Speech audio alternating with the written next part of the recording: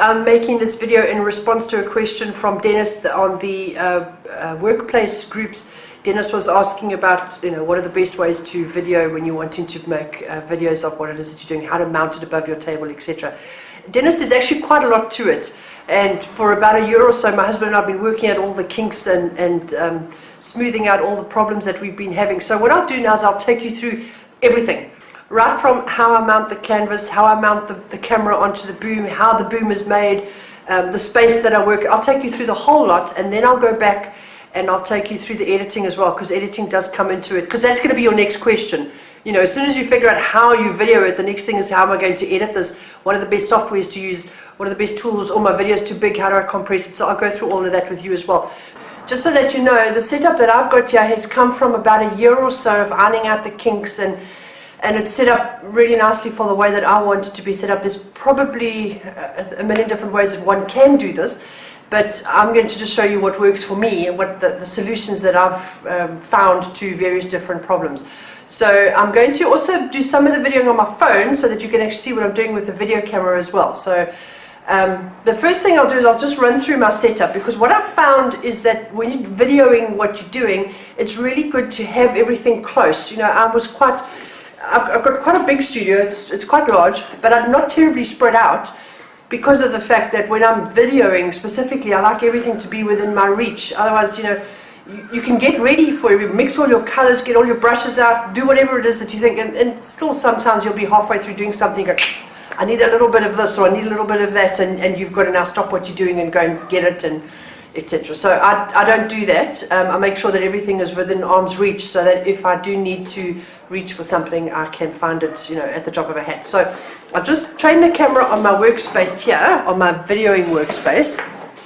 Alright, first I've got all my paints hanging up there. Let's just hang on a grid with a little clip to keep them all where I can see them.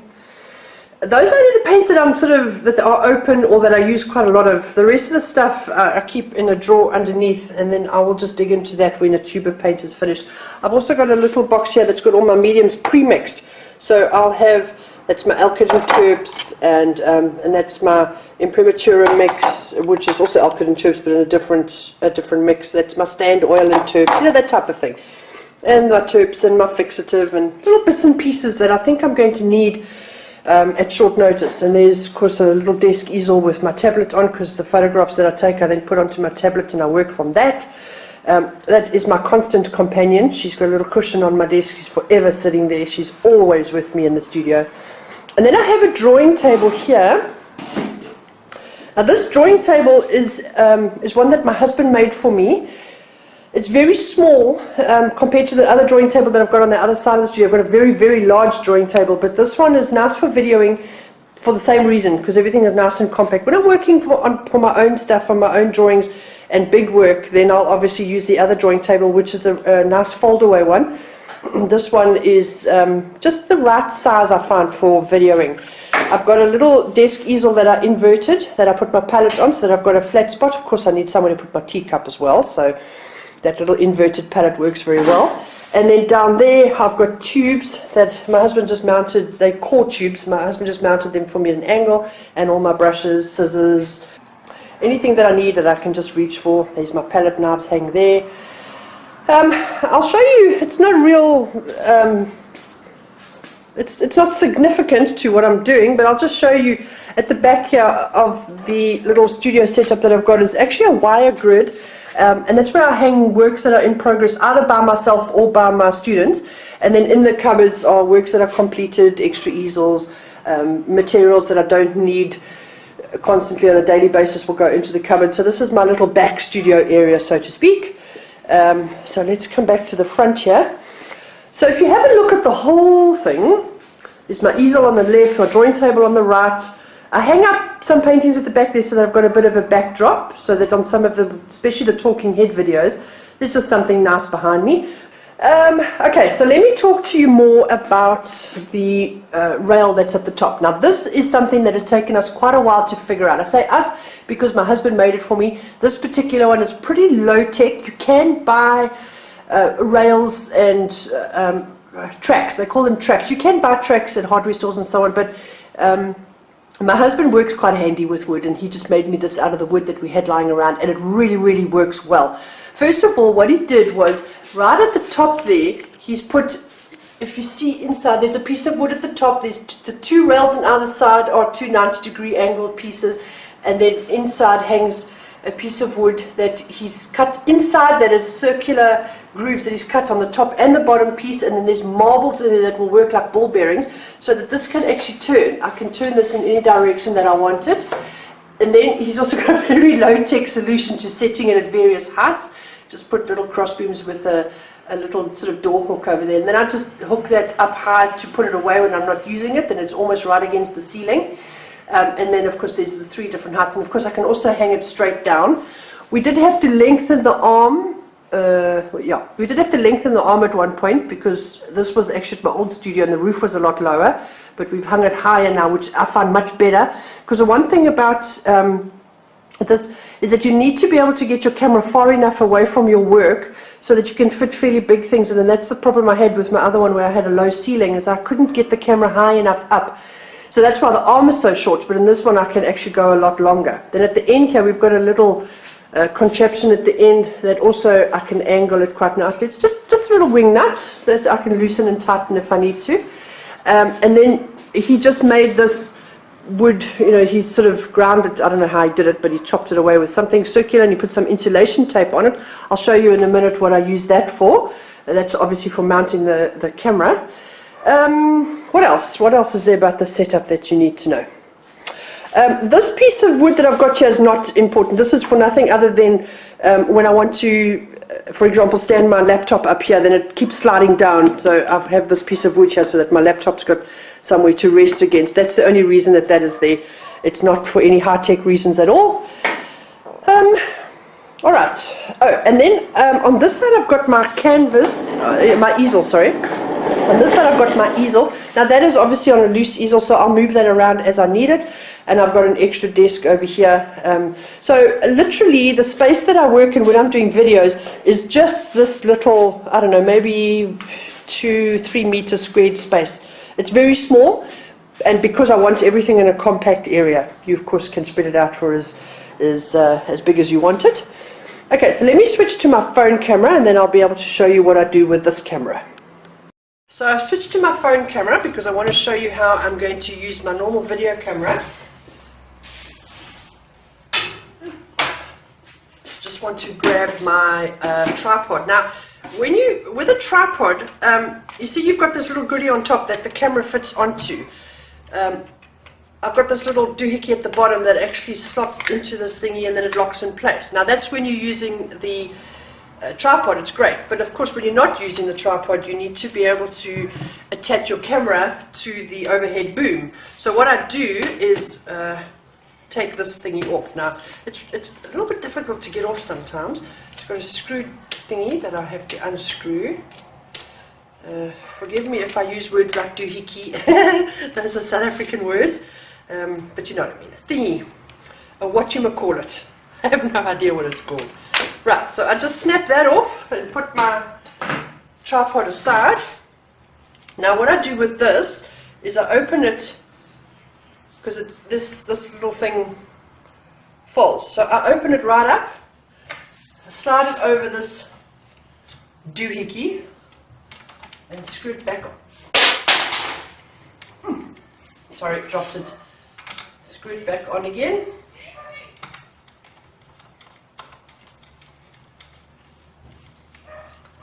Right, so it's nice and tight. I tighten that wing nut. Now I can put my camera on here. Now if you notice I'm mounting it up onto the top. You've got to be a little bit careful sometimes. I end up mounting it the wrong way around. Okay, now I'm pretty much set up. This particular setting that I've got it on here actually allows me to get this angle sorted out so that the camera is at 90 degrees to the table. Because you need the camera at 90 degrees to the table so that whatever you're working on actually appears undistorted. And the distance between the bottom of the camera, as you can see, it's kind of eye level with me when I'm standing. So it's not all that high. But I've got the adjustments at the top there if I need to. So I can adjust it higher if I need to. But I find that this actually suits most applications. Right, and then I'm looking, let me show you. Showing you is how I'm going to set up the camera this side. If you have a look on the screen, you can see that the painting that's on the table and what I'm seeing in my little viewfinder is so completely wrong. So I'm going to try to do this with one hand.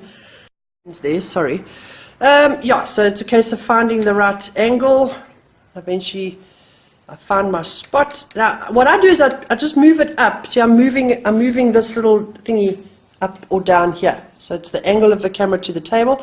And I put something on the table, a piece of paper or a canvas like what I've got at the moment, until I see that it's pretty much set in terms of the fact that the painting is not looking distorted, or the piece of paper is not looking distorted in the viewfinder. Okay, now what I need to do is I need to move the painting up on the table until it's in the frame. Okay, now here's where I might want to zoom in or zoom out.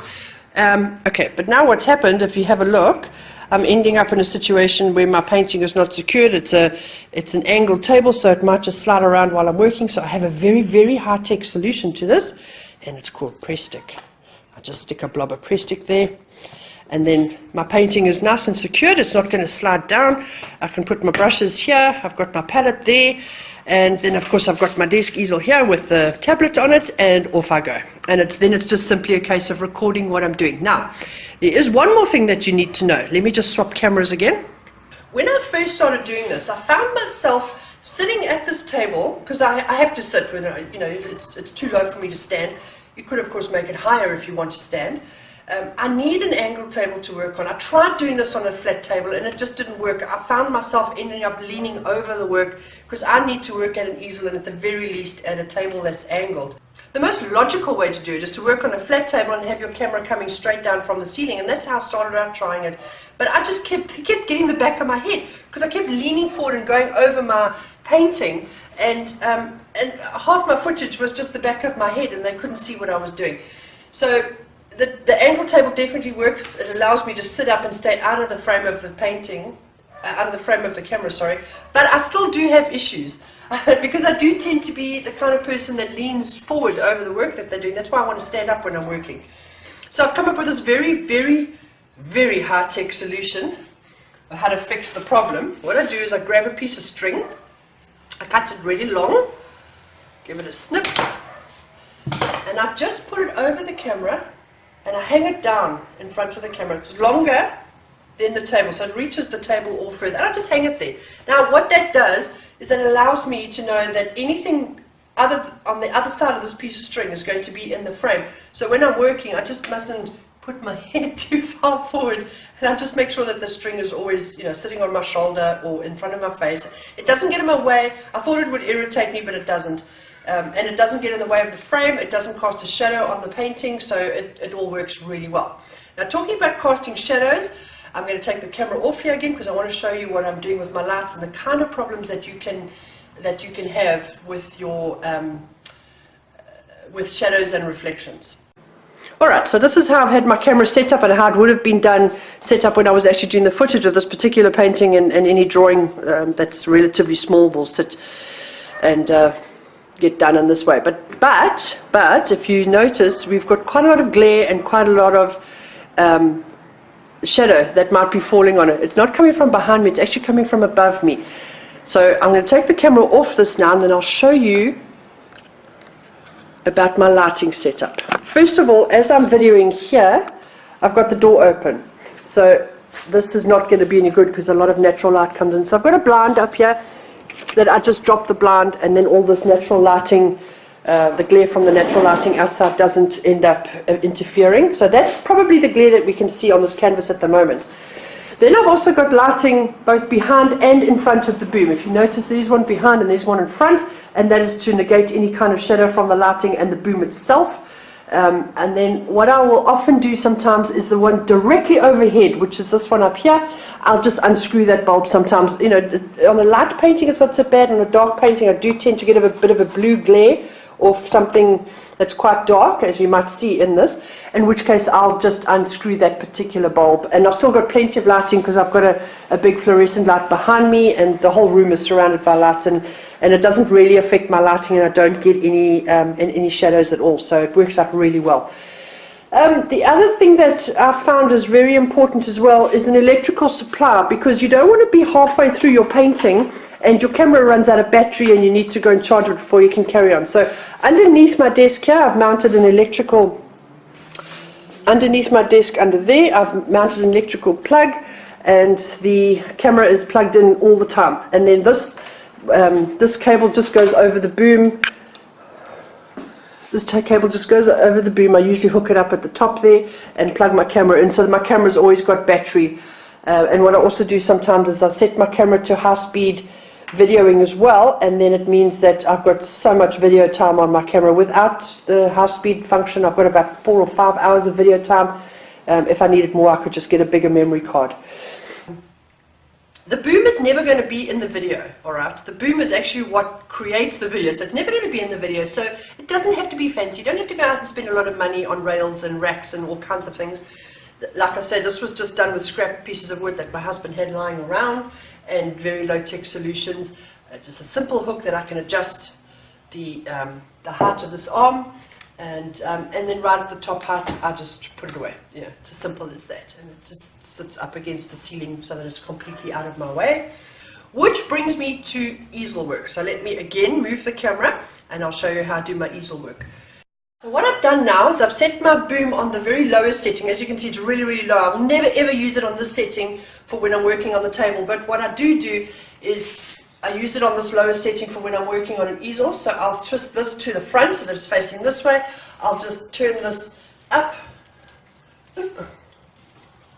I'll just turn this the other way so that it's pointing up. Mount my camera so that it's facing forward. And then I can just adjust it. I put my easel out here in front. I can then open. This is the nice thing about having a camera. Let me just show you. Having a camera that's got one of these flippy open things is that I can now actually look and see what I need to when I'm looking from the front of the camera.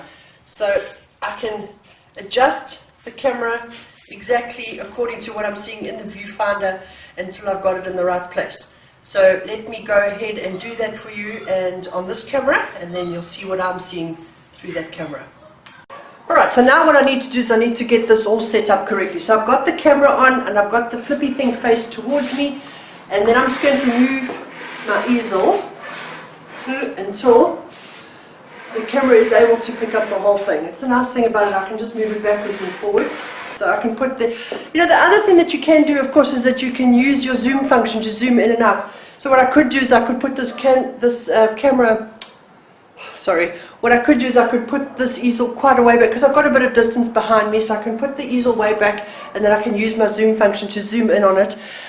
One thing though that you do have to realize is that you want your angle of your camera to be at 90 degrees to the middle of your painting, because your camera is going to then focus obviously above and below. So you want your camera to be facing towards the center of your painting. And if your painting, like it is on an easel, is facing slightly back, then your camera has got to be facing slightly low. So I'll just get my, see on the top right hand side, my camera is facing the middle of my painting, because the painting obviously being on the easel is lying slightly to the back, well, quite a lot actually. This particular easel is quite angled, and then my camera would obviously be adjusted according to the angle of the painting. So the camera is angled slightly down. So that's how I would do it if I wanted to put the camera on the boom. Okay, if I wanted to put the camera on a tripod, then it's a slightly different story. Okay, Dennis, now one of the questions that you asked was, and it's something that I struggle with, was how to angle the camera, how to best position it. And obviously in a case like that, you're probably thinking in terms of yourself getting in the way of the painting. Now, I have not yet figured out how to paint something this size without getting in the way, because when I'm painting on that side, obviously part of my body is going to be in the frame. I haven't yet been able to figure that out, but what I have figured out is how to paint from the side, because before I would have stood in front of it and painted, and you're looking at the back of my head. So from, you know, just a little bit of experience and a little bit of messing around, I've learned now that I paint from the side, and it actually is not difficult to do that. It took a little bit of getting used to it in the beginning because I was used to looking straight onto what I was painting. I also step back a little bit. Now that's something that I do anyway, especially when I'm painting on something that's as big as this. Although this is not huge, I've done a lot of much bigger paintings in the past. But I do also tend to step back from my canvas, which, as you can see, stepping back and being slightly to the side, there's not a lot of my body that gets in the camera frame. So, and it actually works out really well, especially when I'm working with a big brush. And in the case of working with a big brush and working loose like what's around the side of this canvas, I'm going to be holding the brush at the end anyway, so there's very little of me that eventually ends up in the camera frame. What I would do as well is I would spend a little bit more time making sure that my easel is correctly positioned and that the camera is zoomed on, so that I don't have like what we've got, where is it? Here. So we don't have all this sort of empty space and looking behind the canvas as much as possible. Look, your canvas is not always going to fit completely in the frame of your camera, but as much as you can, sort of cancel that out. Now what I've seen other artists do is to actually mount their canvas on a wall.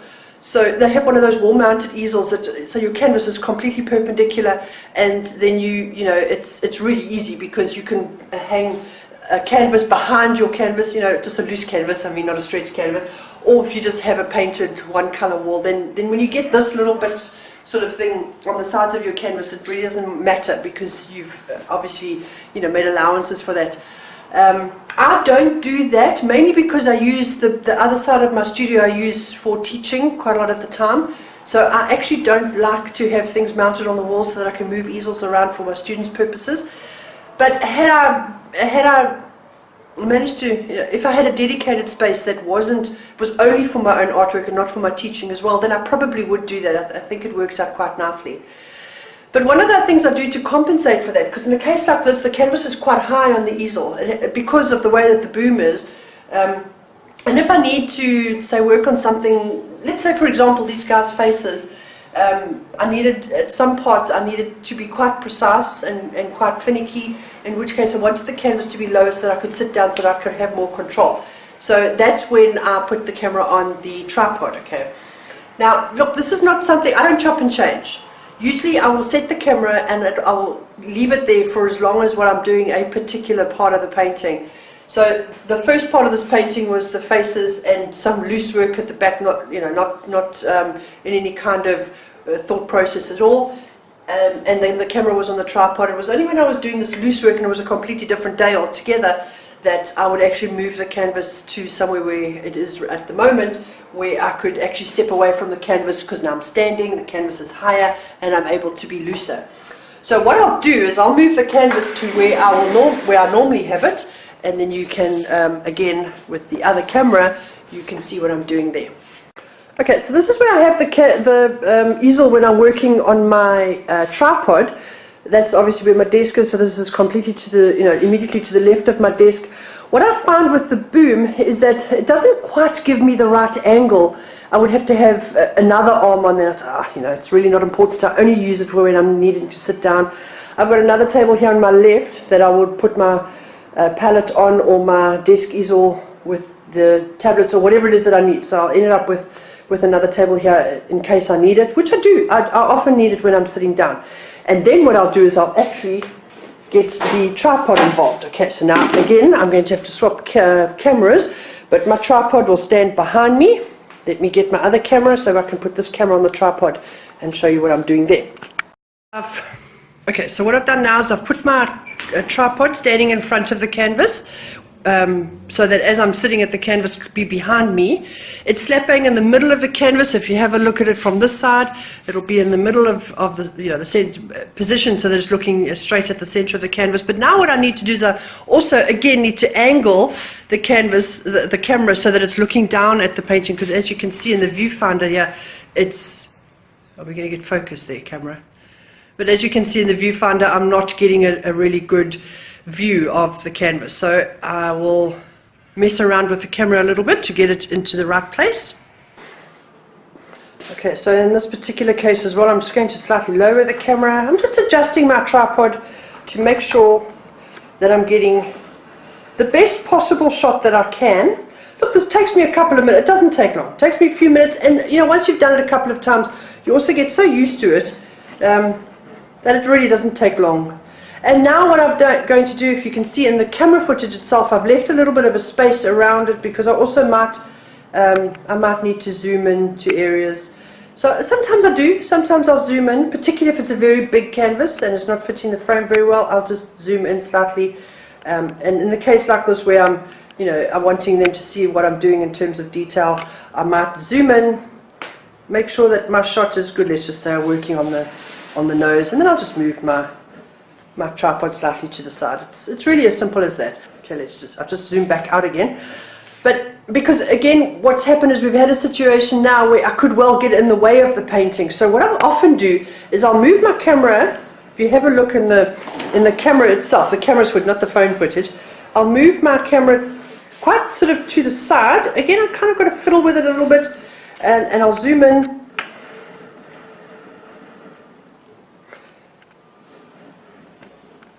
Just slightly reposition it. Make sure that I have filled the frame as much as possible with the painting. Alright, that'll do for now. But then I've got a little bit of space on this side over here, because what's going to happen is I'm now going to sit in my chair. Let's move this around. I'm now going to sit, and I'm going to probably sit right to the one side, because I'm going to want to work closely. So yes, I do end up again working a little bit to the side, but you know, I've gotten used to it, and it really doesn't worry me anymore. Not that it really worried me much in the beginning either. It's just a case of getting used to not sitting directly in front of your canvas and working. I've got a typist chair that's on wheels so that I can move around quite easily. In this particular studio where I am now, in this position, I do get a lot of glare from outdoors on this position, so I have to make sure that blind is closed. It's actually better, I find it better at night, I will be honest, because the artificial lighting gives you a far, far, far better quality. The cameras just seem to pick it up better. I think the glare of the oil paints, because I use oil paints, so the glare of the paints itself tends to kick back light into the camera. So I need to make sure that I keep natural lighting off the surface of the canvas. Even when, you know, for my own eyes, often I'll get a glare on the surface of an oil painting camera.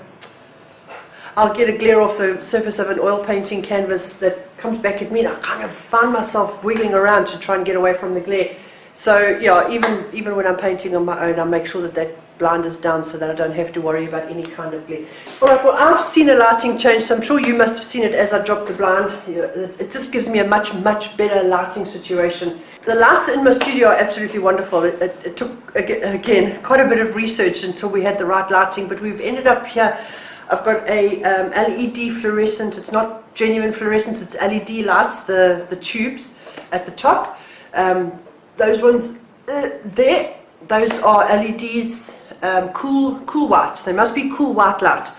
And then if you have, I think you can see it in that camera, I've got those spots that actually point down at each of the canvases. That's mainly for the students, to be honest, but it does give me a lot of extra light on the side. And what it does, because I've got bulbs in there that are LED cool whites, as well as having it's got a white sort of, when they're off you can see the bulbs look white, because it diffuses the light. So I don't have any real direct light when that blind is closed. I don't have any real direct light shining. It's all diffused light.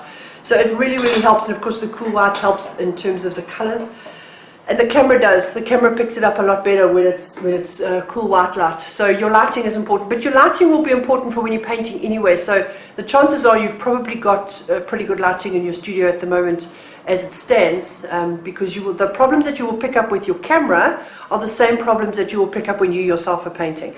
So if your lighting is right for painting, it's probably right for videoing, except that you might have lighting behind you that will cast a shadow of yourself onto your canvas, in which case a bit of repositioning will probably help with that. Another thing that I will tell you, when I first started to try and set up this setup that I've got at the moment, I wanted to start videoing my work, my husband and I went through quite a lot of fiddling and faffing and trying to get it right the way that I wanted. My first couple of videos, glaring was my biggest problem. I had a lot of glare coming off my canvases and off my drawings, particularly when I was working in graphite, of course, because graphite is shiny, and I'd got a lot of glare coming off the graphite into the camera lens. So we had to figure out the lighting and all that sort of thing. But the other biggest problem was the boom idea. Now, I saw a YouTube video, which you guys might also have come across, where a chap was talking about having set up on a flat table, and he had this really, really lovely setup where on the wall in front of him, as he sat at his table, on the wall in front of him, he had one of those thingies that you could pull out and contract, so it was like a expandable arm almost, and then he mounted his camera directly down onto the table. Now I tried that. I tried it. It did not work because I wasn't able to get my camera pointing in the right direction. I could not work on a flat surface. I needed something that was sort of tilted towards me. This leaning over the surface was absolute waste of time for me. I just could not do it. Especially, it's fine when I was, if I had even something as small as those hands, when I was working on the side of the drawing or the painting that was closest to me, it was fun. But as soon as I had to work at the top of the painting, I really struggled because I needed to get up and over the painting. So that's when he made me the angled table, and works really, really well. And like I say, I've got another one that's huge. It's about 3 times the size of this one, and much deeper. It's beautiful, but I don't video at that one because, as I said before, if I'm going to video something that's that big, it's usually a painting and it'll usually stand on the easel. And if I do have to video something like a drawing that's as big as that, then I will have to make another plan. Okay, now I'm going to give you another little tip. If you ever want to work with more than one camera, now today I'm working just with my phone camera because I needed to show you what I was doing with this camera, but I do sometimes have a situation where I'm sitting at the table. That's why I've got the bar across the top of the drawing table, and I put my laptop up there, and then I just have my laptop camera recording me, and then I have this camera up on the boom recording what I'm doing. And I do that a lot when I'm doing my online teaching as well, so that the students can see me, and those are live webinars. But it works the same way. The students can see what I'm doing as well as see me, so they'll have actually 2 views. And on some of my tutorial videos on my YouTube channel, I've done the same thing because it works quite well, especially when I'm doing a lot of talking, because there are some videos where I'm actually demonstrating something and I'm explaining it as I'm going along. There's other videos where I don't have 2 cameras, it's just 1 camera, and then it's just a case of sort of putting all the footage, speeding it up and putting some music over it so that it becomes just one of those fast motion videos that you watch artists working. There's no actually, talking and telling you what I'm doing. But if you are going to work with 2 cameras for whatever reason, get yourself one of these. Now, I know it looks really, like a bit of a gimmick, and you think, it's something that they only use in Hollywood, but it really, really works. And I'll tell you how it works. What you do is you set your cameras up, okay? You start recording, but you can't push record simultaneously on all of them. So, or both of them. So you'll push record on the one, push record on the other, and there's a couple of seconds gap. So then before I start working, I take my clapperboard and I give it a good whack. Now, my ear's ringing now. Oh my word, I did that in my ear. So now what's going to happen is when I put this footage onto my editing, and I'll show you now, I'll take you back to my office and I'll show you how to do the editing.